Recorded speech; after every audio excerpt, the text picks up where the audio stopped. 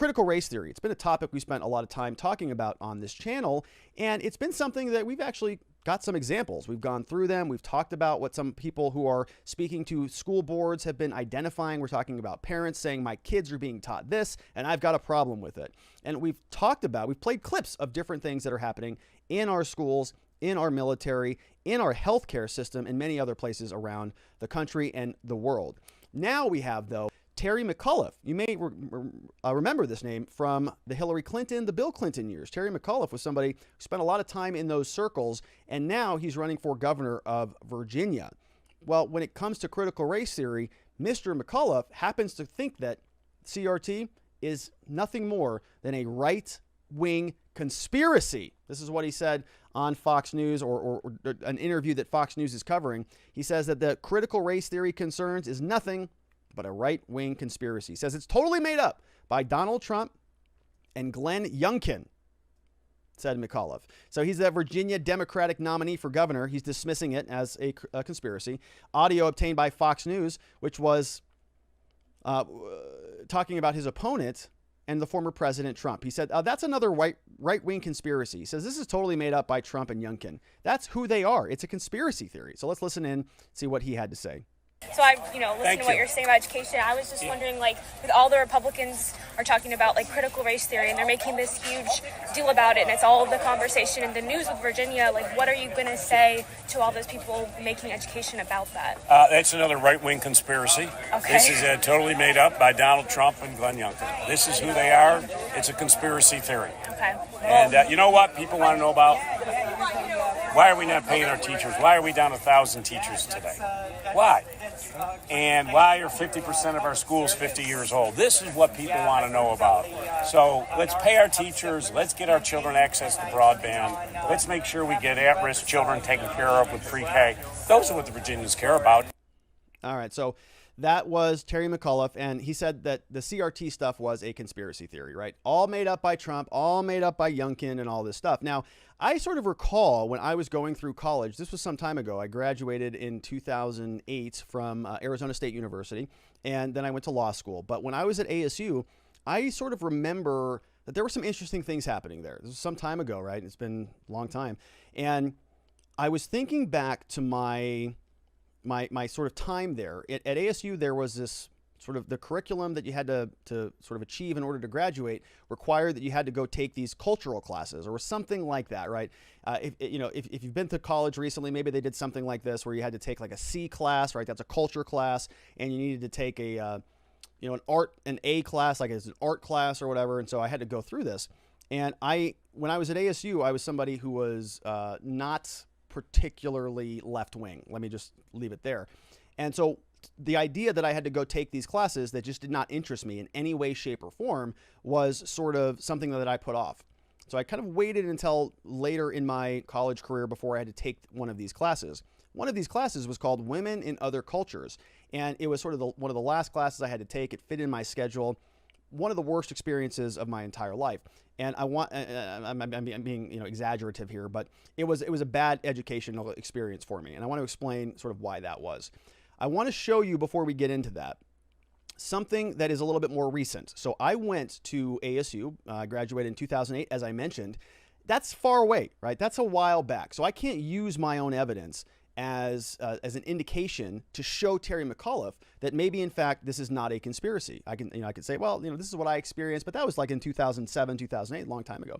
But what about today? And so I was poking around, sort of reading through some critical race theory stuff. I follow Chris Rufo, and at some time I came across this YouTube channel, right? This is a YouTube channel over from Penn State. So I want to just show you around this briefly. So this says that there's a live stream here. This is Sociology 119. Okay, this is the class. And so they've got a YouTube channel for this class. And you'll notice that this was posted about 2 years ago, right? So this would have been in 2019, which is before COVID. So we're still having classes being taught there. And so what they do is they actually stream their lectures. So this is out of Penn State. This is Soc 19, and the name of the course is called Race and Ethnic Relations. It's being taught at Penn State University, spring 2019. So this is when people were still going to classes. If you have more questions, you can go to soc119.org. The name of the professor, the guy who teaches this, is this guy, and he goes by the name of Dr. Samuel Richards. Okay, he's an award-winning teacher. He's a sociologist at Penn State. He's the instructor of the largest race, gender, and cultural relations course in the United States. Over 760 students each semester, 25-year legacy. That course was the subject of an Emmy award-winning television broadcast called You Can't Say That. Okay, you can't say that. The course is currently streamed live to the world every Tuesday and Thursday. Sam's willingness to take risks and push new ideas is what led him to be named one of the 101 most dangerous professors in America. So I guess that's a good thing, or I don't know. I thought that dangerous people were dangerous. Like you had to be thrown off of the internet if you're dangerous, but this is a different type of dangerous. So, okay. Sam obtained his PhD from Rutgers. Focus on socioeconomic development in Africa and Latin America. Focuses on inequality. Currently focused on inequality stemming from racial and gender differences. And he works to develop programs that bridge cultural divides, arguing that empathy is the core of sociology. His radical experiment in empathy is one of the most widely viewed TED Talks online. Reached over 3 million people. In that talk, he walks the audience through how an average Iraqi citizen might experience the U.S. policies in their country. Okay. As the director, he's currently co-director of another NATO program. Primary goal is to offer people in conflict some sort of help. He is married to his wife, Lauren Mulvey. He's called The Parents of Radical Empathy. All right. So I want to show you this little scene from this guy's YouTube channel. And there's this, what we're looking at here, of course, is a black young man and a white young man sitting in front of a classroom of, I don't know, 400 or 500 people. It's a big, big audience. And we know that he said that he has about 700 students. Maybe it's that. Maybe he has, teaches 2 classes, maybe 350, 400 kids here. So in my experience, when I was at ASU, I had something very similar like this happen to me in my Women's in Other Cultures class. And it was kind of a shocking thing that happened. I want to sort of share that with you now. But what happened is the professor called me up just like this. And in this class, I was one of about probably 40 to 60 women. Okay, it was almost all women. And I was one of 3 guys when the class started. And then by about the 3rd or 4th week in, the other 2 guys bailed. And I think I was the last guy in the entire class. And you might say that's a pretty good thing if you're going to be in a classroom full of women, but it wasn't worth the brutal needles in my ears on a daily basis from this professor who was talking about on a regular basis how awful men are. Okay. And is literally that men are responsible for everything that is wrong with the world. So I had to sit there and just deal with that for a semester because I needed that stupid credit, right? I have no interest in women in other cultures. I love women. I love other cultures, but I don't have an interest in that class being taught by some lunatic professor who wants to, belittle men for 90 minutes every day. I wasn't interested in that. I had other visions for my life, but ASU told me that I needed that. They said, no, we don't think you're well-rounded enough. You need some more culture. You need to think like we do. And because you're a white male, you have to go do these things. And we think that you are sort of incomplete unless you have it. So, okay, fine. I went and I did it. Don't think that it changed anything other than made me very resentful towards this particular professor, and I'll tell you why. So what she did is the same thing, right? She called us up in front of the classroom like this. So she called me up, and she called another woman up, another gal, college gal.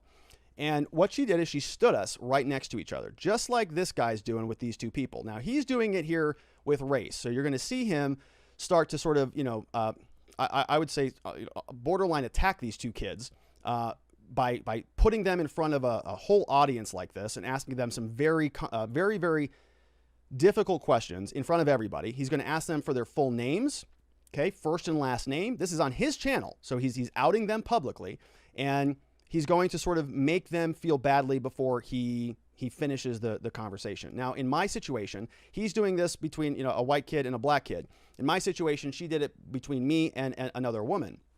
And I am not a tall guy specifically, but I do like to lift weights. And so I sort of have girth to me, right? I'm sort of wide, sort of like a bulldog to some degree. Faith knows what I'm talking about. Hi, Faith. All right. So that's kind of how I'm sort of built, right? I'm short and stocky. So this other girl was not like that at all. And she picked us out specifically. She picked me. She picked this girl. She brought us both up to the front of the class in front of all these people. And she went through both of our bodies, top to bottom. And I'm not kidding you. And she compared and contrasted both of these things. And the entire time she was talking about sort of my physical traits and how sort of privileged I was to be a man who was muscular. And she talked about, my physical power over this woman.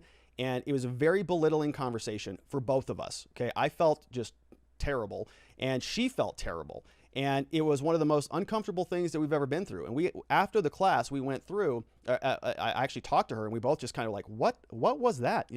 Because she was making it into this thing like, because I lift weights, because I am physically fit, I am sort of, playing into this toxic male identity. And that toxic male identity is giving me all of these privileges in life that open all these doors for me that are not going to be open for this young gal. And I was sitting here going, what the hell are you talking about? I go, you don't know this girl and you don't know anything about her, right? She's probably as powerful as hell. She turned out to be pretty great, but she's, full of energy, full of life, very intelligent, a lot of different things. We look physically different, but so what, right? She was bringing us up in front of the class and telling us about ourselves. Like you're a white guy with muscles and, you like to exercise a lot. That's basically all I did in college was, drink alcohol and lift weights and then just sleep through the classes because it was such a drag. But it was, it was something that it was very, very condescending to both of us. And, I didn't feel like I knew anything more about women. I didn't feel like I had any more empathy for women. I felt very degraded. She felt very degraded. I think the entire class felt put off by this, and there was no progress that was being made at all. I actually, that stuck with me more than any other, really any other experience in college, and not in a good way, right? It was very, very belittling. It was very condescending. And she may say, and it wasn't just me, right? It was the other gal too. And I think it was the rest of the classroom, quite frankly. Now that was early on, like that was 2008, 2007-ish. And so this has changed pretty dramatically in the years that have elapsed since then, but it's still going on. And for those of you who maybe have not been in college in some time or, plan not to go to college, which I probably wouldn't go again if I could, but it would be something, this is what's happening. So let's take a look here. You're going to watch the professor do the same thing. Okay, I went through this. Classroom wasn't exactly this big, but it was very similar to this. And I feel really badly for both of these kids. I feel bad for these students. I think this professor has a lot of, probably, narcissistic tendencies or something's going on with him to have to abuse people like this. But let's listen in. How is it to know that you're walking around with that kind of benefit? That kind of affirmative action? Well, I don't want to, I guess this could be all tied into, the idea of, white privilege and everything. And I guess it's just, I don't think it should be true. It's crazy. I don't really know what to think of it, but, it is what it, I don't know. I don't want to say it is what it is, but, it doesn't seem like the statistic, it's not changing. It's, I don't know. So it's confusing. Yeah, it's confusing. It shouldn't be that way. Yeah. And yet it is that way. Yeah. And yet you're gonna, when you get your degree, when they hang you your degree, bro, here's Tim. Here's your Timothy. What's your last name? Eimer. So they're gonna call your name out, and you're gonna walk across the stage, and it's gonna be Timothy Eimer. And you're going to walk across the stage, and you're going to shake a hand. Here, you take that. You're going to shake the hand, and then you're going to get the degree. You're going to yeah. And your parents are going to cheer or whatever, and you're going to have this degree. And you're going to think, oh, yeah, I fully earned the degree. I got it. And I deserve this, and I deserve everything that comes to it. Yeah, well, you know what? What's your last name, bro? Davis? Dude, Miles Davis? Oh.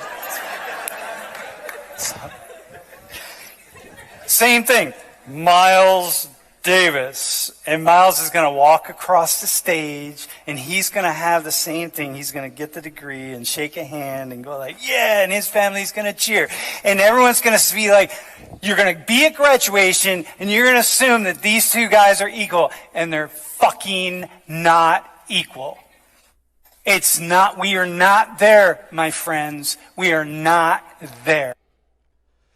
All right. So, I don't even know what really his point is on that. We're not equal. I don't know if anybody's saying that is true. Are we all saying that everything in America is perfect and that we're all equal, or What is he saying, that the white kid's degree is not as good as the black kid's degree, or the black kid's degree is not equal to the white kid's degree? I don't know what he's actually talking about. But I remember when I watched that, I remember that experience that I had. I thought it was very offensive. I think it doesn't really help much of anything. Are those two guys going to go after, leave the classroom, and they're going to go, hey man, you're right. We're actually not equal, and our degrees don't actually match up. And so let's solve racial issues here. Is this going to solve more racial problems, or is this going to just sort of exacerbate them? Because that's what it feels like to me, right? What he told that black kid right there is that no matter what you do, you're not going to be equal to this guy right here because he's white. You are a permanent victim. You will never amount to what he amounts to because we're not there yet, whatever that means. So I'm not real sure what he wants to do to fix this or what the rest of his garbage course looks like, but it is happening in our schools. So I don't know what Terry McAuliffe is talking about, but that is the reality, right? We're talking about these issues on a regular basis. They're sort of splitting people down the middle. They're saying, you're a white kid, you're a black kid, and we're going to put you in front of the stage, and we're going to make you just hash these issues out in front of everybody, and you're going to out yourself. And this is part of progress in America now. I guess this is the conversation that we all should be having so that we're less racist, I guess. By victimizing certain demographics, by teaching an ideology that makes sure that a certain segment of our country knows that they are unequal, knows that they will never amount to equality unless we can do something about this. That's a tall order. You're telling me that we have to, that young black kid is going to have to sort of reform all of America, change all of the institutions throughout the entire country before he gets a shot at equality? It's a pretty tall order.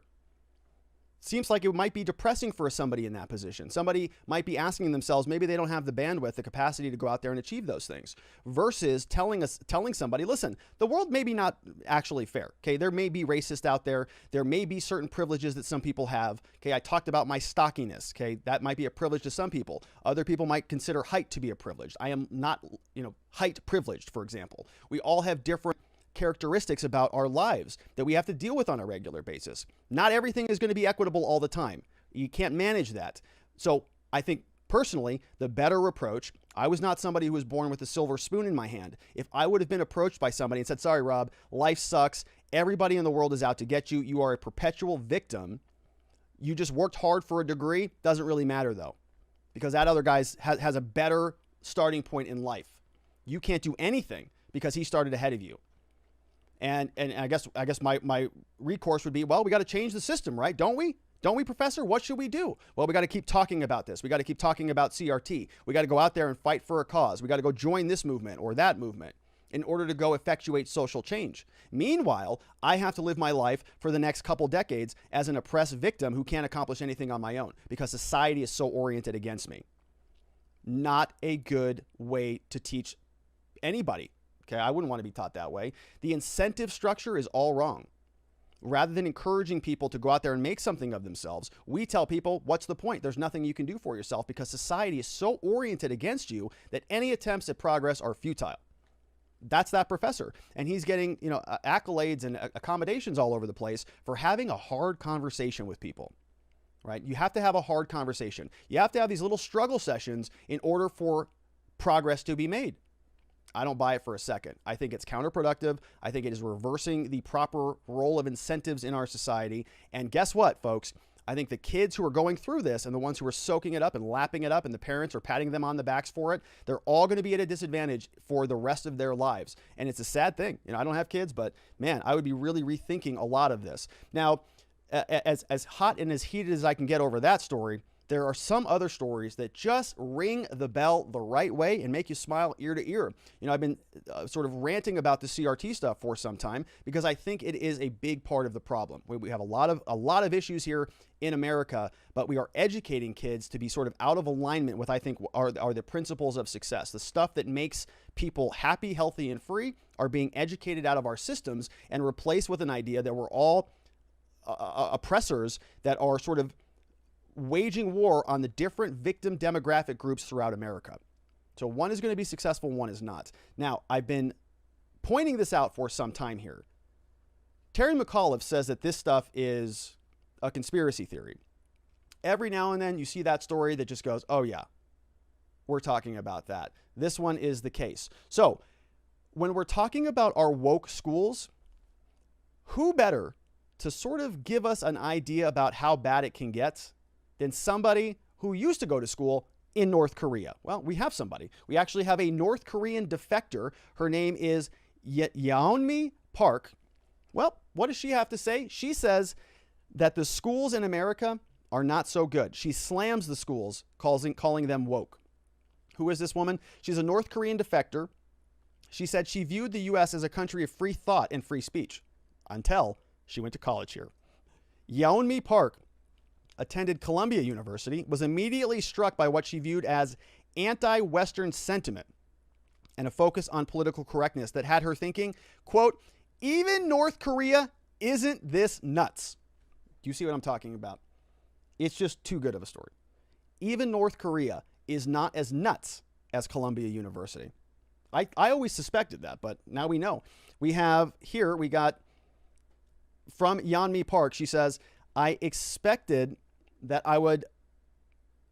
expecting that I was paying this fortune all the time and energy to learn how to think, but they are forcing you to think the way they want you to think. She says, I realized, wow, this is insane. I thought America was different, but I saw so many similarities to what I saw in North Korea that I started worrying. She fled North Korea at age 13 in a voyage that took her and her family some time to travel to China, then South Korea before she went to school in New York. Her professors gave students, quote, trigger warnings, sharing the wording from readings in advance so people could opt out of reading. Or even sitting in class during discussions. So trigger warnings. I've told you about this, guys. I've said this here on this channel. If you go into Clubhouse, which is that app that we use now, Twitter has spaces, go try to find one of these woke rooms and pick a topic about environmental justice discussion, June 21. Go into that room and just see how they operate.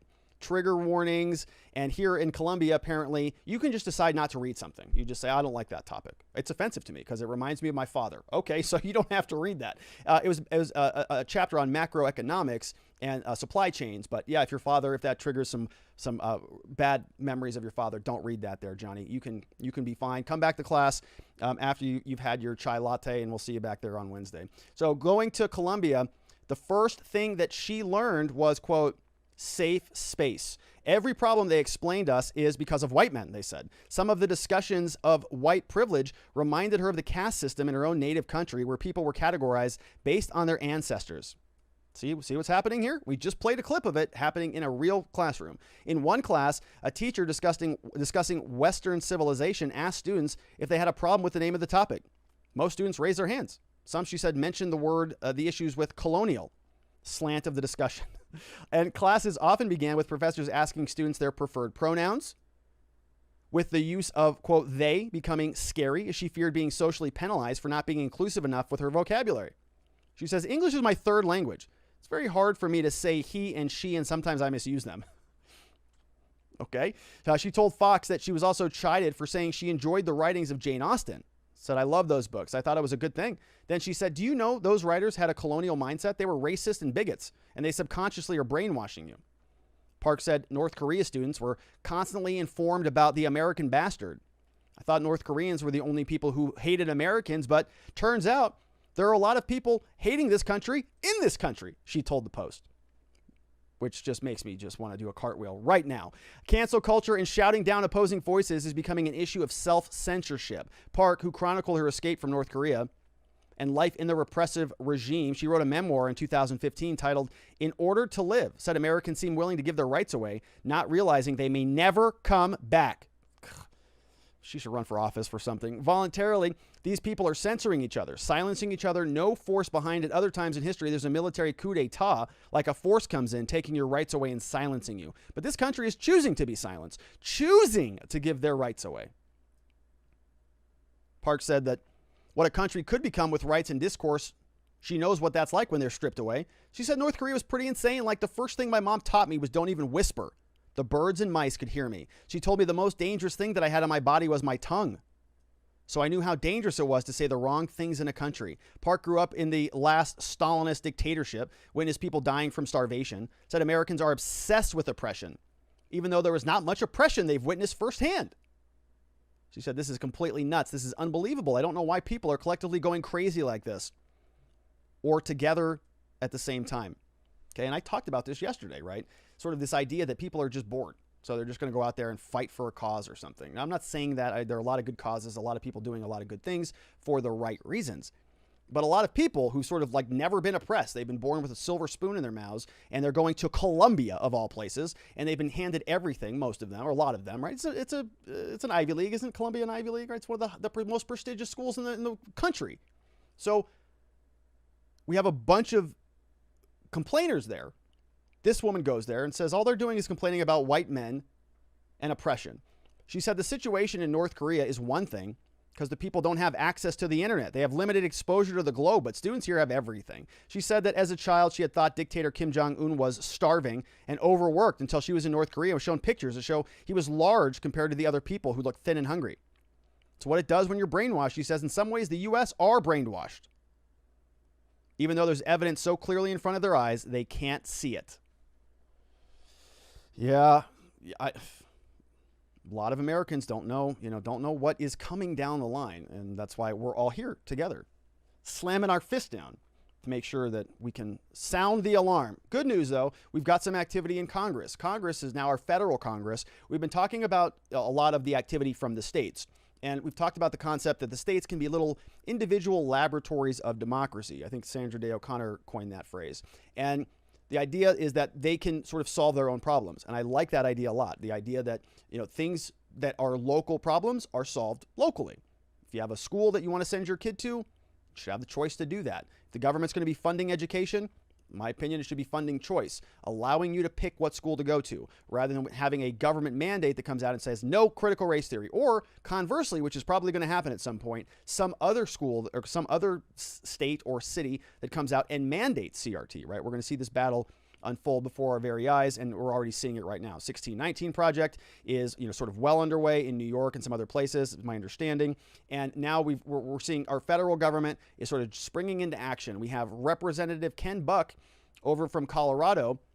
He reintroduced a bill in the House of Representatives that's going to ban federal funds from going to a school curriculum that teaches the 1619 project. So we've got Buck alongside House colleague. We've got Rick Allen from Georgia, Tom Cotton, Senator from Arkansas.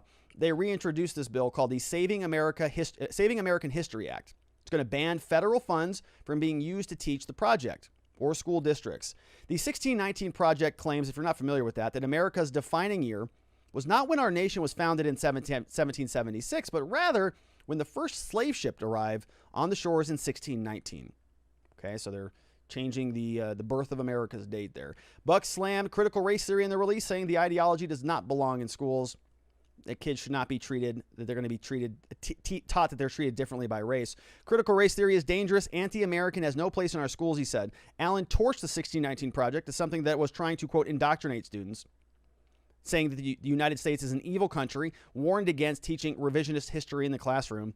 So the legislation is going to try to keep federal dollars out of there. And then we have Cotton gave his own warning. He said activists in schools want to teach our kids to hate America, 1619 project. So a lot of people here are sort of opposing what Terry McAuliffe was saying at the beginning. Arkansas Republicans also recently introduced legislation to ban teaching of CRT. We've been talking a lot about this, right? I think Iowa did it. And I think, I can't remember the other states. A lot of states are sort of, the dominoes are falling, as it were, and we're starting to see some response. Parents are sick of this. And I'd be very curious, even the parents who are sort of in favor of some of this conversation, I'd be very curious if they would send their kids to some of these same teachings. Would a woke parent really be okay with a professor calling them up in front of the classrooms and scolding their white daughter about how much privilege she has in front of 300 people? I'm not so sure that most parents would say, man, that sounds like a really formative experience. Sounds like an amazing education. I'm happy paying $50,000 a year for that. Yeah, right. Tuberville now, another senator. He joins 6 other Republican senators in support of a bill that would prohibit federal funds. So we've got senators and Republicans now. He says, when done right, education is the key to freedom. U.S. government should not spend a single taxpayer dollar to teach children to dislike their country.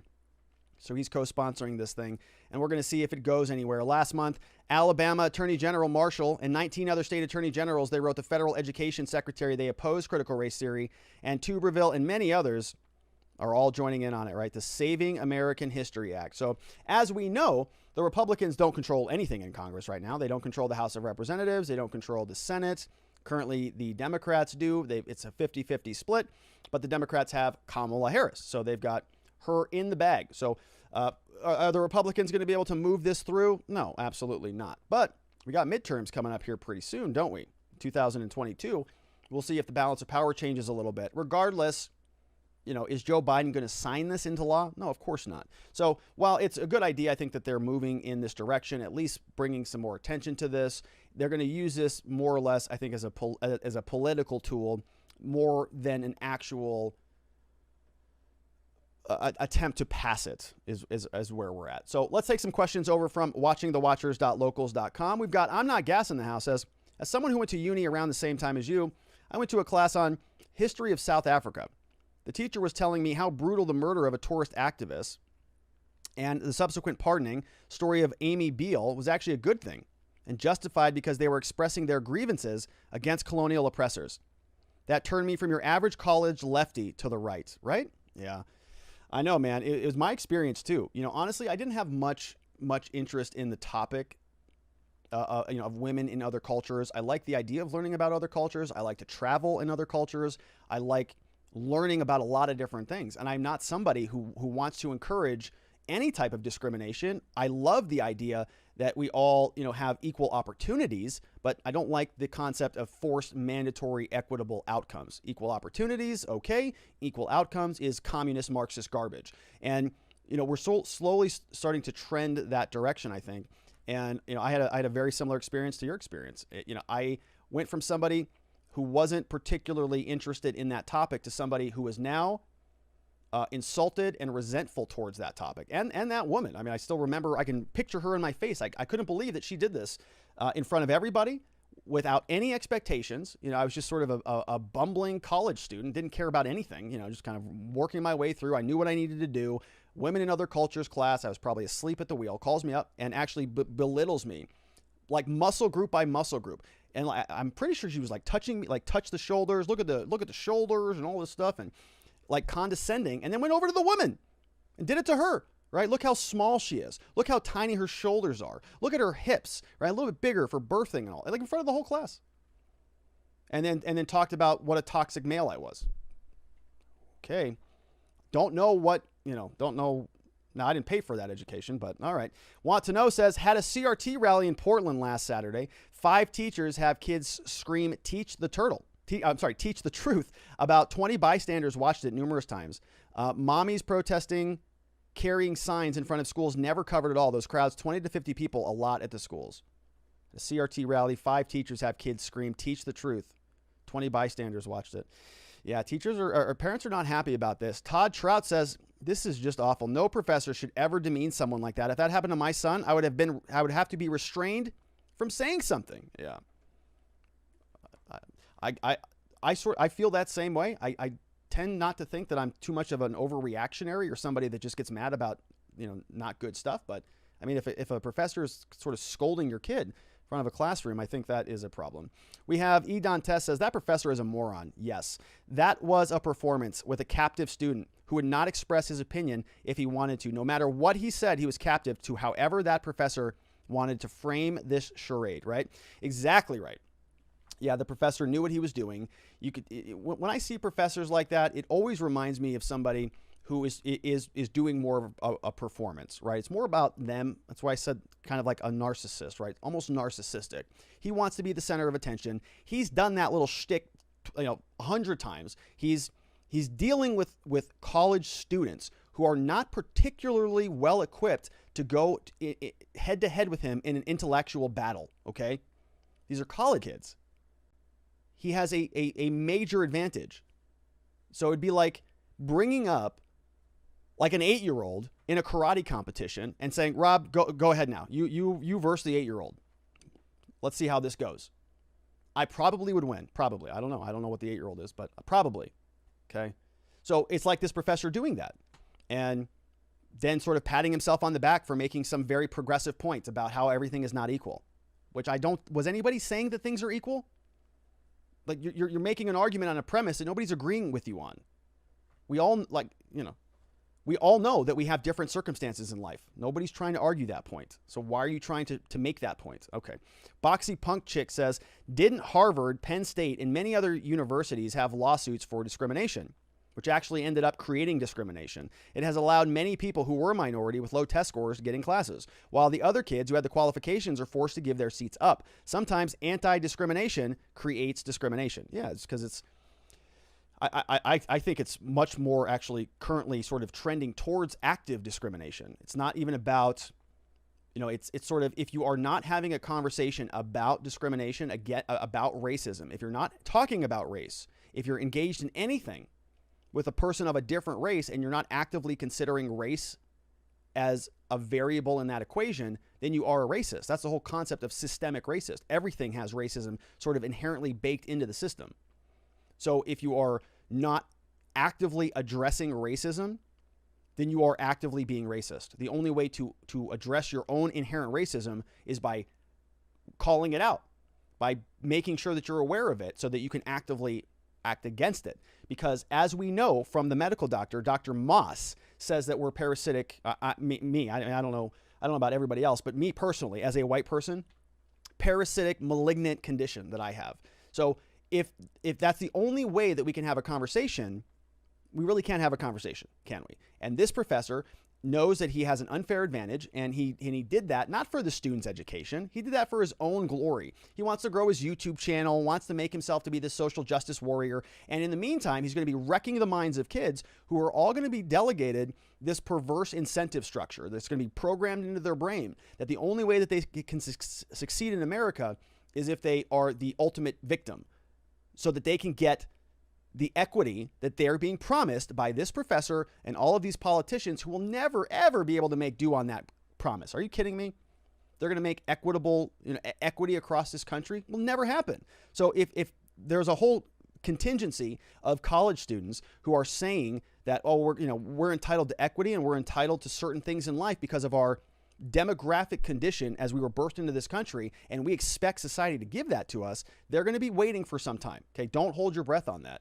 It's not because I don't want people to have good things or what's fair to them. It's because it's not humanly possible, at least now, to make sure that everybody is equal on everything. So what do we do as a society if we can't achieve that? If we can't centrally plan so that our government can make sure that everybody gets the same number of items all the time, right? Which is communism. We've tried it in our country. We've tried it in our world. Has never worked out well. They're talking about bringing that back now, and it's not possible. It doesn't work. So if you're training students to operate in that system, they're going to be at a serious disadvantage, and they're going to recognize it soon. That professor, he's just giving those speeches for his own vanity, his own glory. Those kids now are the ones who are ultimately going to suffer.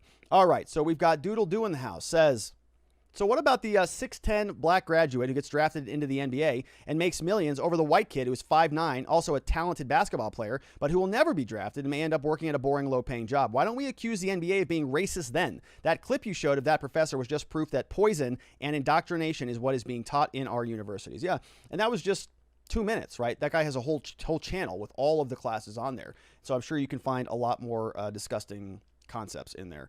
Now, we all have different things that we have in life. We have different privileges. You can have male privilege, you can have female privilege, you can have a children privilege, adult privilege, all sorts of privileges. So if we want to start having that conversation, I guess then if that's the standard to apply, maybe they should apply it equally. But that's not the point. The point is not to engage in that garbage conversation because it's not useful. And it's a lose-lose proposition. It's very, very effective because it's very circular. Anytime you try to put up your defenses to rebut any critical race theory arguments, they use one of their little Jedi mind tricks to call it white privilege or white flight or white fragility or whatever. You don't have the stones to deal with your own racism, and they can win every argument that way. So it's, in my opinion, it's not even worth really dealing with them. That professor, right, teach his class, give the students the choice. If the state is going to subsidize college education, give that as a voucher to those students, and let's let the schools compete. I would love to see a school for entrepreneurship, for financial literacy, for people to go out there and sort of learn a trade, right? To go do something meaningful, not sit in these classrooms like I did, learning about women in other cultures while some lunatic professor scolds and critiques my entire body from top to bottom and then flips around and does it to the girl standing right next to me. Not appropriate, not a good education, didn't get anything out of that, but here we are. Still here. Now it's getting progressively worse based on what I'm seeing out here on some of these news stories, but we'll see where it goes. All right, great questions. All of those came over from watchingthewatchers.locals.com. Really appreciate all your support. That's our community where we're slowly, brick by brick, building a new supply chain away from big tech. We're going more towards new ecosystems that are not beholden to some of the old power structures that exist. And I also want to invite you to take a look at my Gumroad. This is my new sort of portal for some of the new offerings that I have out there. Law enforcement interaction training was something we did this past weekend. It was a ton of fun. We had an actual officer who was on there, a retired officer who sort of weighed in on the training, so you can download that. If you're a local supporter, make sure you check locals before you purchase anything. There's some good stuff over there. Otherwise, this one's $19. Existence Systems is my personal productivity system. If you're a lawyer, check out the Grueler method. If you're an attorney or somebody who's a legal professional, check those out. I would really appreciate a follow if you check out gumroad.com/Robert Grueler or click this QR code. Drop an email in there and you'll get updates. I've got a lot of other courses that I'm working on. I've got all the chapters of the book that I wrote. I've got a mitigation course that I want to put together. I've got a Bitcoin and crypto course that I want to put together for my friends and family, so to sort of help them get inclined to more of a sort of a decentralized, independent financial system. So got a lot of stuff. I would really appreciate a follow over there and a review. If you've checked out any of the content and you liked it, I would love a 5-star review from you. We also have our law firm, which is where we are really making a difference in people's lives. We talk a lot here on the channel about politics. We have fun. We kind of joke. Sometimes we get serious and we try to learn something every day and experiment with some of the concepts that are being kicked around out there. But every day at our firm, we have boots on the ground. We're doing the hard work in and out of the court systems. We love to help good people facing criminal charges. And so if you happen to know anybody that needs some help, have them give us a call. The phone number down there for a free case evaluation is 480-787-0394. They can click that QR code and, of course, check out our website. Want to thank everybody who came over to Locals. Number one, we got Cheese Will is here. At Cheese Will, not Cheese Wheel. Cheese Will. Welcome, Will. Appreciate you being here. Great questions came over from watchingthewatchers.locals.com, which is our community platform down here. Thank you, all of you. Great questions. Had a lot of fun today. Some very interesting topics, a little bit of heavy lifting around these parts, but I think it was well worth it. If you do subscribe over at Locals, you can get some pretty good stuff. Free copy of my book down there in the bottom left, Beginning to Winning. It is a free PDF you can download. You also get a copy of the slides if you want to download those. Copy of my impeachment party templates. My existence system document is available over at Locals. You can also buy the course for $8.88 at Gumroad. We share links throughout the day. There's a lot of great people over there. We have a monthly meetup. Pin this on your calendar, June 26th. So if you remember, at Locals, we're going to get together, hang out for about an hour, do some live Q&A with everybody there. We did this last time. I tried to have sort of a framework and a structure for it. Didn't work out real well, but we are going to just do some Q&A. So if you have some questions that you want to ask of the show, if you have some comments, if you have anything that you want to nudge the show in a different direction, that's a good time to do that. We're going to do it live. Cameras are optional, on or off if you want. June 26th, 7 to 8 p.m. Eastern time. And that is it, my friends. As I already mentioned, I'm a criminal defense lawyer at the R&R Law Group, so we would love a referral if you know anybody in our state that needs some help. We offer free case evaluations. And that is it for me, my friends. It's been a long show, but I really enjoyed it. Thank you for all your comments, your contributions to the program. You make things live and fun, and I do appreciate it. So we're going to be back here same time, same place tomorrow for yet another show. 4 p.m. Arizona time, 5 p.m. Mountain, 6 p.m. Central, 7 p.m. on that East Coast for that one Florida man out there. Everybody else, stay well, be healthy, have a nice dinner, and I will see you right back here tomorrow. Bye-bye.